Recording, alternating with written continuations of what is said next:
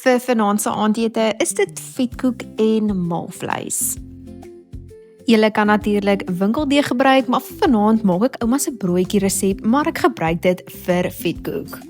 In my menger gooi ek 4 koppies meel, 'n teelepeltjie gis, 15 ml olie, 'n eetlepel suiker, 'n teelepel sout en 450 ml lou water.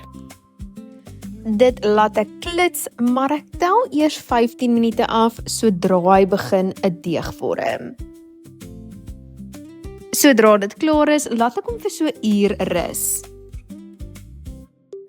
Sodra dit klaar gerus het, sal ek eers my oppervlakte gereed kry sodat ek dit kan uitrol en balletjies vorm.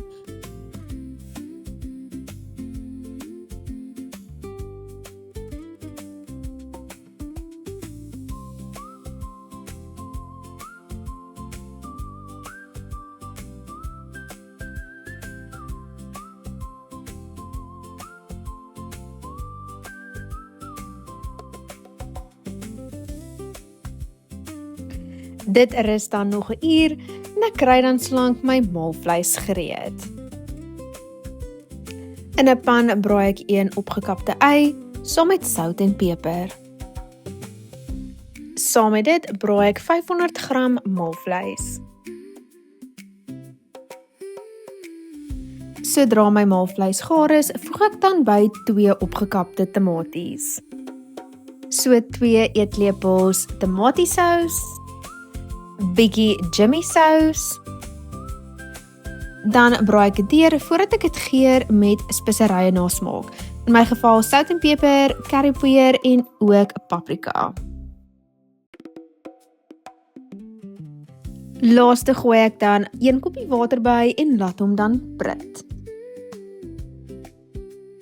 Dan is dit uiteindelik tyd om ons vetkoeke te maak.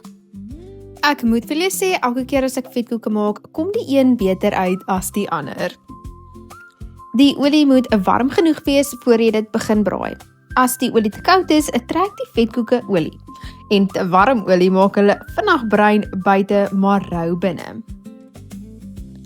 Toets maar eers met 'n klein stukkie deeg.